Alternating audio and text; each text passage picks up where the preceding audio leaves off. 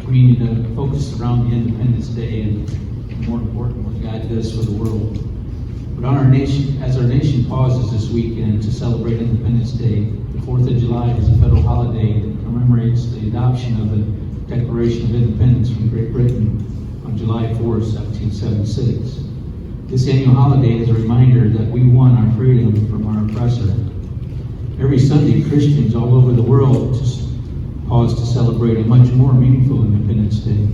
Because of the death of our Savior, we obtain our freedom from a great oppressor. This is from Revelation 12, 9 and 10. He has set us free from the law of sin and death. Reference from Romans 8, 2. He has released us from guilt. Jesus said, if the Son makes you free, you will be free indeed. From John 8:36.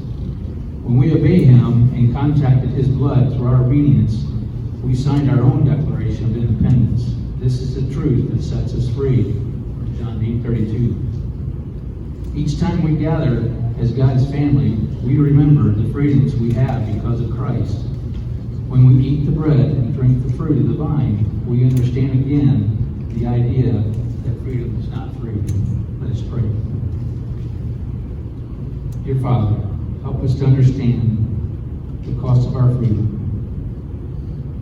And thank you for paying the ultimate price that we might be free from sin and death.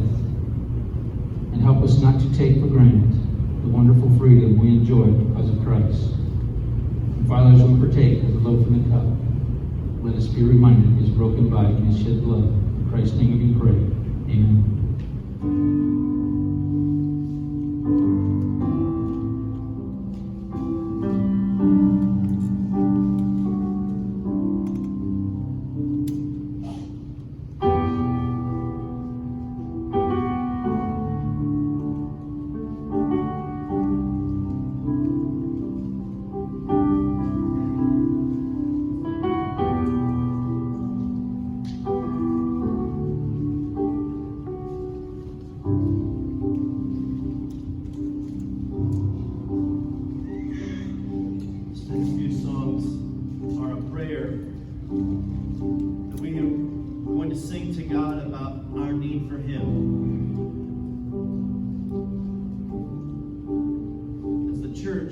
We practice the discipline of giving, of setting aside a portion of our income. We give it freely, called tithes, called offering, whatever they are. They are a physical way for us to say to God, I trust you for everything that's coming my way.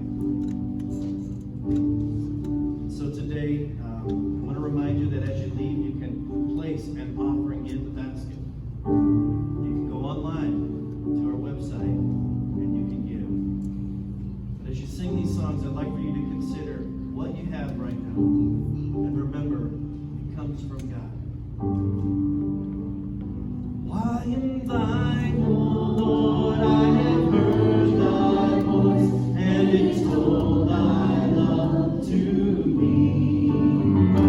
But I long to rise in the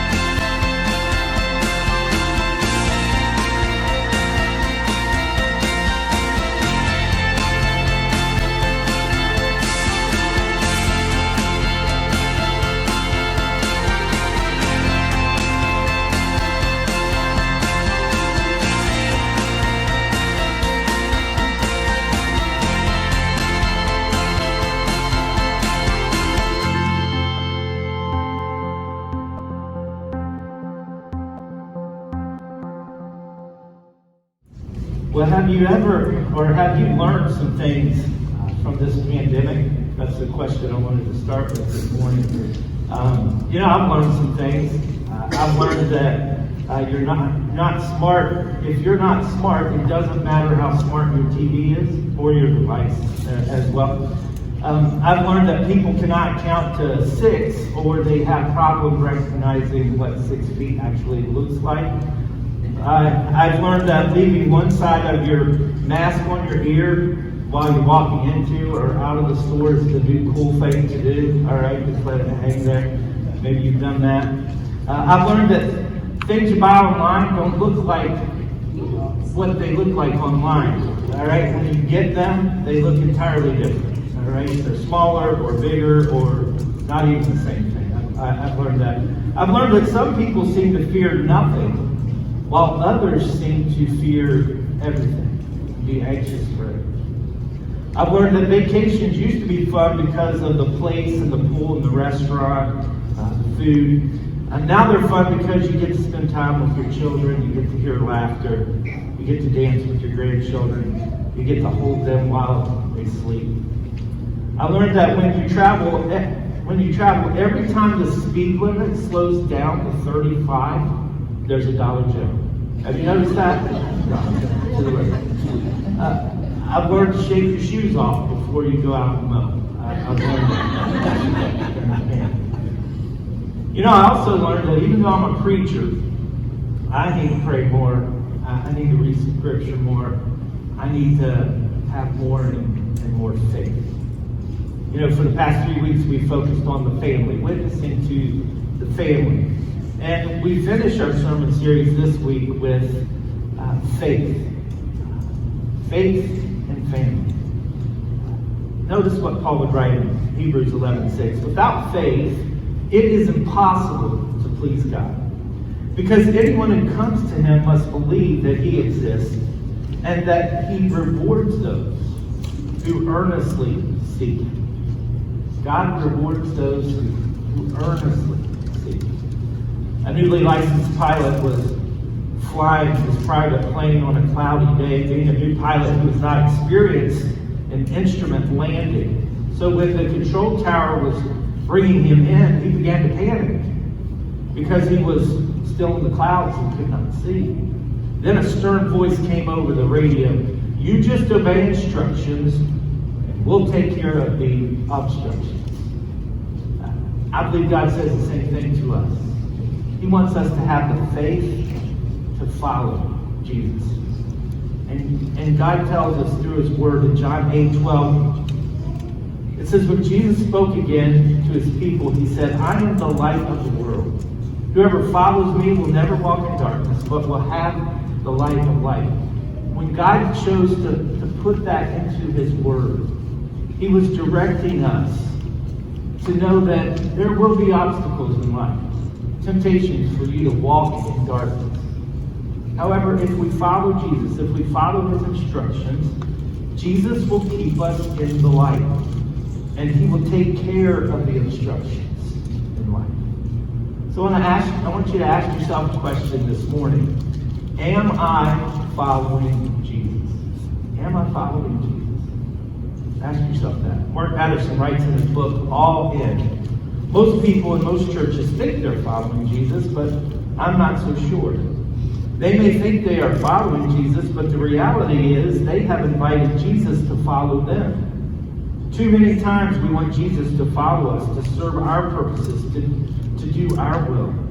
But I want you to join me in praying, God, I want you to revive my life. I want to follow you. Help me to get out of the way, navigate my life into following your will and your service. Is that your prayer this morning? I hope it is. For God to navigate your life, revive your life, that he will encourage you and lead you and guide you. Psalms 128, 1 and 2. Blessed are all who fear the Lord, who walk in obedience to him. You will eat the fruit of your labor. Blessings and prosperity will be yours. You see, the problem is most people who call themselves Christians somewhat obey God, yet they're still caught up somewhat in following the world. I think we're all at least tempted to. Sunday at Home shares that there's a caterpillar called the processionary caterpillar. I don't know if you've ever heard about these. These caterpillars walk in long lines, each one following close to the one in front of them. Well, there's a story about a man who once saw a number of these marching around the molding of a stone vase in his garden.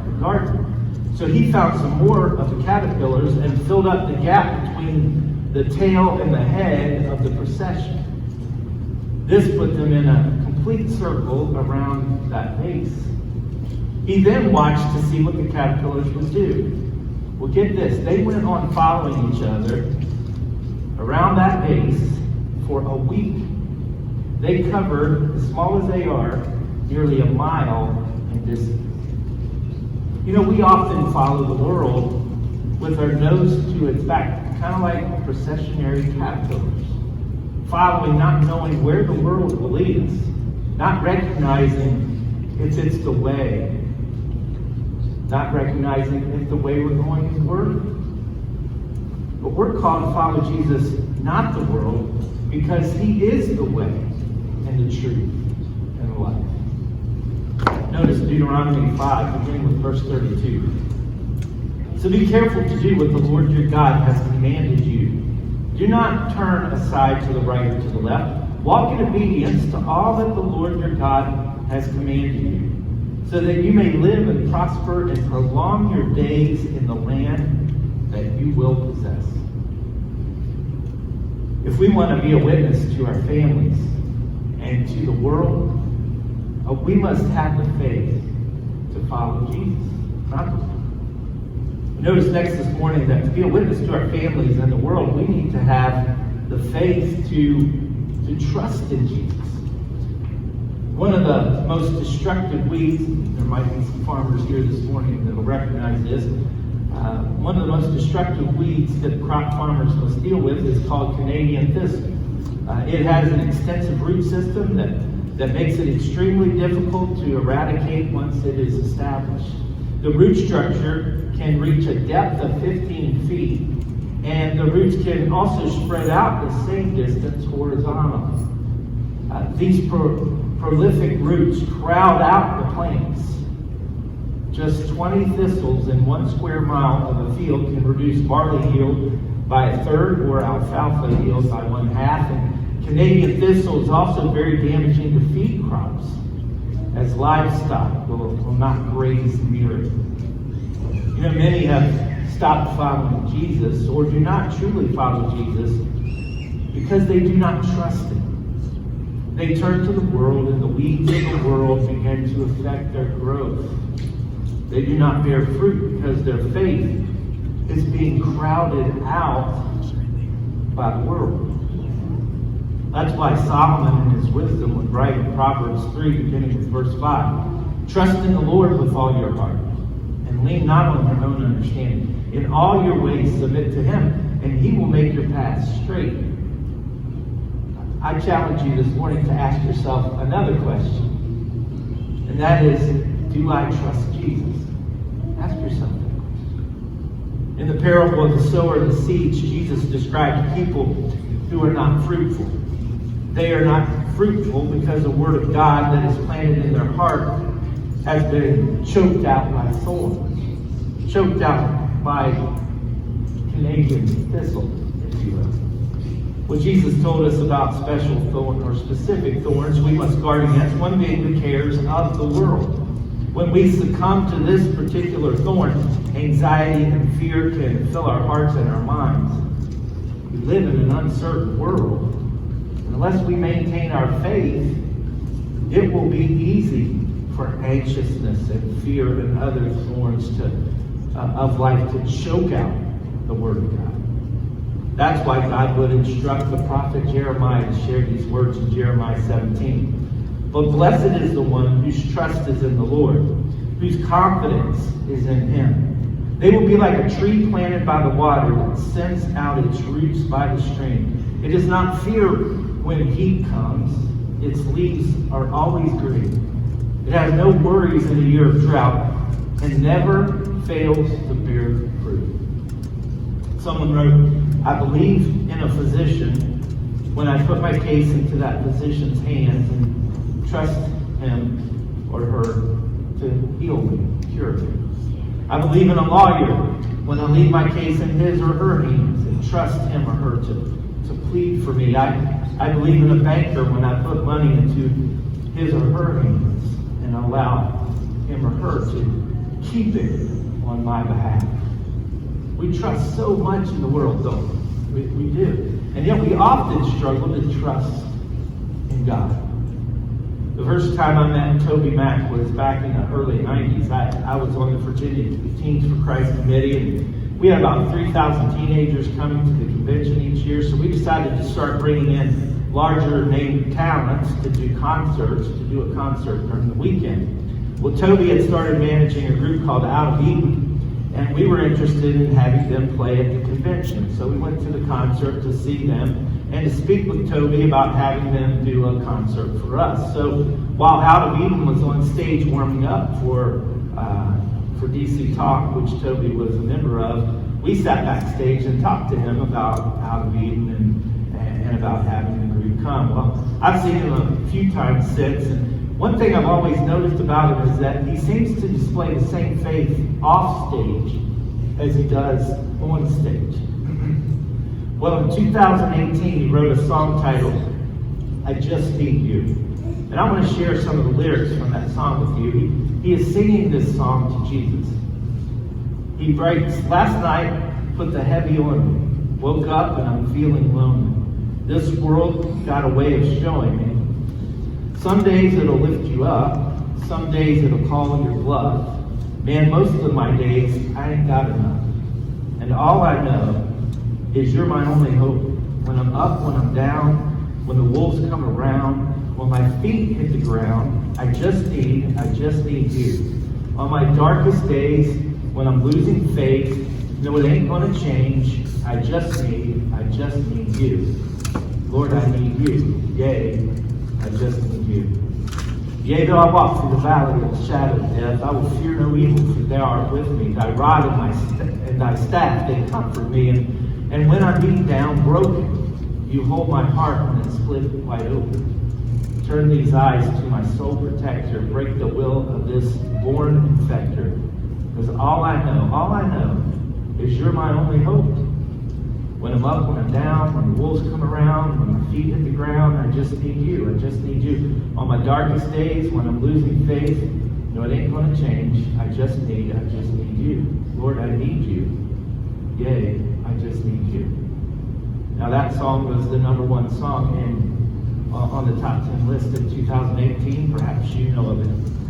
Then this past October in 2019, Toby's son, who was 21, accidentally overdosed on pain medicine and a drug to help him with his attention deficit disorder. And I remember back in October hearing about his son's death, and then I remember hearing this song because it was still being played a lot on the radio. And I remember thinking, just keep the faith. Let the words of that song ring true in your heart. He wrote them. All we need is Jesus. All we need is you, God. Now that's easy to say when things are good. It really is. But it's not so easy to say when things aren't good. And yet, when we say it when things aren't good, we really show a display of faith. Think about it. When Jesus was prepared to go to the cross, the disciples did not truly understand what was about to happen. They just knew it wasn't good.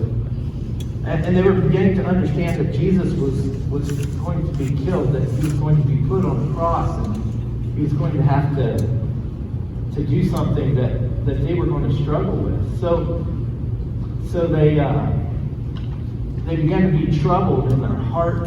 They began to be consumed with worry, if you will, and Jesus could see into that heart. And so he shares these words with them. And if you're struggling today, if you're facing some major obstacles in life today, let these words also speak to you, because he writes them to us as well. They're found in John 14, beginning verse 1. It says, do not let your hearts be troubled. You believe in God, believe also in me, Jesus said. My Father's house has many rooms. If that were not so, would I have told you that I'm going there to prepare a place for you? And if I go and prepare a place for you, will I come back and take you to be with me, that you also may be where I am? You know the way to the place where I'm going. Thomas said to him, Lord, we don't know where you're going. So how can we know the way? Jesus answered, I am the way, the truth, and the life. No one comes to the Father except through me. If you really know me, you will know my Father as well. From now on, you do know him and have seen him. Jesus says the same thing to us today. No matter what we face, do not let your heart be troubled. Jesus is preparing a place for you. And he will come for you. You know, one of the greatest ways we can witness to our families, our extended family, to the world, is by trusting God no matter what life brings. Toby's back to writing music. He's striving to help others. And when this pandemic is over, he plans to be back on stage sharing his faith. We want to be a witness to our families. We must have the faith to trust in Jesus. Well, we finish up by noticing if we want to witness to our families, we must have the faith to turn everything over to Jesus. Mark Everly writes, following Jesus is not easy. Being faithful is not easy. Giving and sacrificing, generosity, showing kindness and love, being faithful and consistent, offering praise and worship, even when you don't feel like it, can be a huge sacrifice. You will most likely be rejected at some point. You might even be ridiculed. You might even be passed over for a promotion, maybe even targeted with cruel pranks. Then again, if you take seriously the call to live a life of sacrifice, you might actually have to give up much more, he writes. Well, Jesus said the same thing in Mark chapter 8, beginning with verse 34. Then he called the crowd to him along with his disciples and said, whoever wants to be my disciples must deny themselves and take up their cross and follow me. Now keep in mind, taking up a cross was the worst thing you could do in those days. It was taking up that cross to go to your place of execution and be nailed to that cross, which was the most shameful death known at that time. So this is not something easy that Jesus is asking. Take up their cross and follow me. For whoever wants to save their life will lose it, but whoever loses their life for me and for the gospel will save it. What good is it for someone to gain the whole world yet forfeit their soul? Or what can anyone give in exchange for their soul? If anyone is ashamed of me and my words in this adulterous and sinful generation, the Son of Man will be ashamed of them when he comes in his Father's glory. His Father's glory with the holy angels. So ask yourself a third question this morning. And that third and final question is this. Have I turned everything over to Jesus? I mean, again, Jesus challenges us on this. Notice these words in Matthew 10, beginning with verse 37. Jesus said, anyone who loves their father or mother more than me is not worthy of me. And anyone who loves, get this, their son or daughter more than me is not worthy of me. And I would even add, this is my word, anyone that loves their grandson or granddaughter more than me, all right, is not worthy of me. Whoever does not take up their cross and follow me is not worthy of me. Whoever finds their life will lose it. And whoever loses their life for my sake will find it. So now let me ask you to ask yourself that question again. Have I turned everything over to Jesus? Because that's the faith that God is looking for. A young boy sat in church and watched as the offering plate was being passed. Wanting to give something, he reached inside his pocket for something to put in, and to his dismay, he had nothing inside. So as the plate was passed down the row and came to him, he put the plate on the ground and he just stepped inside and stood inside the offering plate. He had nothing monetary to give, but he gave the most important thing he had. He gave his all to God. And that's exactly what God wants. God doesn't need our money. He doesn't need our possessions. Everything's already his. What God desires is our heart and our soul and our spirit. He desires to have us. He desires to have us cling to Him, follow Him, trust Him, and turn everything over to Him. Someone said every church is filled with willing people. Some willing to work, and others willing to let them, they said. Well, let me ask you, are you willing to give up everything to serve Him? Are you willing to follow Him? Are you willing to trust Him? In Matthew 19, Jesus has a conversation with a young rich man. And the man asked what he needed to do to be saved. And Jesus named off some of the 10 Commandments. And he says, I've kept them all. And I can see him beginning to smile. I've kept every one of them. Well, Jesus knew that the man's riches were getting between him and his love for God. So Jesus says this to the man. Matthew 19:21. If you want to be perfect, go sell all your possessions and give to the poor. You will have treasure in heaven. Then come follow. And it says that he went away sad because he wasn't ready or willing to turn everything over to God. Now I wonder what Jesus would ask you and me to give up this morning. A career, some possessions, some of the funds in a large bank account, sports, television, social media, some of our devices. A habit. I need to gossip or slander, cursing, lying. I need to bear with one another when we're not getting our way. I want to challenge you to fill in this statement from Jesus sometime this week in your sermon outline. Don't do it today. Pray about it and then do it. Please do it. Here's the statements, the words we just read from Jesus. If you want to be perfect, go and you just fill out. And then you will have a treasure in heaven. Then come follow me. Now you may write, go and sell and give to the poor. Or go and quit this or that bad habit. Or go and give up this or that thing. You may write, go and sacrifice your life. Something is keeping you from a perfect life in Jesus Christ. Write it into those words of Jesus and then pray and strive to change so that you have treasure in heaven and so that you are truly following Him. It is July 4th weekend, the weekend we celebrate our freedom as Americans. God has blessed America. I love this country. I love the freedom we have to come in and worship like this and share the gospel. And I greatly appreciate those who serve and those who are served. It's also the first day of the week, the day we come together to worship as a church body, the fact that Jesus has set us free. We are free as Americans this morning. We know that. The challenge is that you have faith in Jesus this morning and that you know Jesus and follow Jesus and trust Jesus and that you walk with Him and please Him. And so that no matter where you are in life, you can sing with your voice and display with your witness that it is well with your soul. It is well with your soul because you have faith in Jesus Christ, who has truly set you free. One of the best loved hymns of faith is "It is Well with My Soul." It was written by Horatio Spafford. Mr. Spafford, a wealthy businessman in Chicago, lost much of his real estate holdings in the Great Chicago Fire.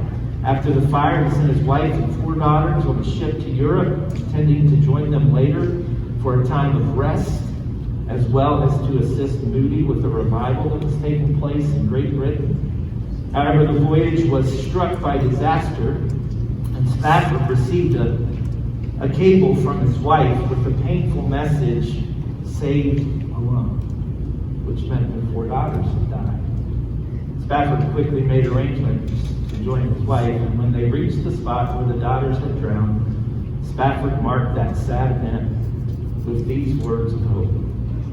"When peace like a river attendeth my way, when sorrows like sea billows roll, whatever my lot, thou hast taught me to say, it is well with my soul." Faith. faith to follow, faith to trust, faith to lay down your life and take up the cross of Christ. With that kind of faith, you can display to your families and to the world, it is well with my soul. You can be a great witness to Him. And as our theme for the year display, let's go. Let's go share that witness. That it is well with our soul, as Jesus Christ is our Lord and Savior.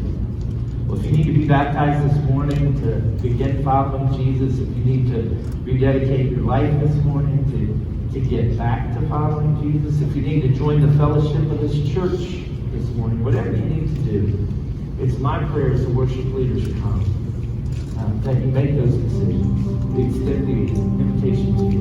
Let's stand and sing.